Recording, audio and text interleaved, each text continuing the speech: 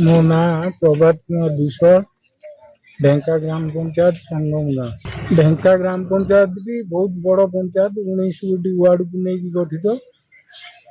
ता मध्यरु संगम ग्राम संगम revenue village 4 गोटी ward रो SC ST लोक 80 भाग बसवास करती। से माने पंचायत हेडक्वार्टर को आसवा 3-4 किलोमीटर दूरता होती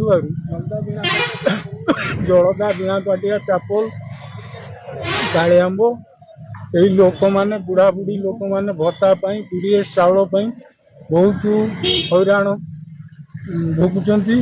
ढेंका पंचायत पपुलेसन अधिका थिबारु आमर संगम ग्राम दूरता पंचायत टू 4 किलोमीटर बाट डिस्टेंस होची। जो गरीब लोक मैंने रही एसटी संप्रदाय अधिक आम पंचायत अच्छा तेणुक गरीब लोक सेवा पाई पार ना आम अलग पंचायत करने सरकार नीति नियम अनुसार आग्रही अच्छे तेणु आमको सरकार दृष्टि दे पंचायत अलग करा लोक सेवा पाई।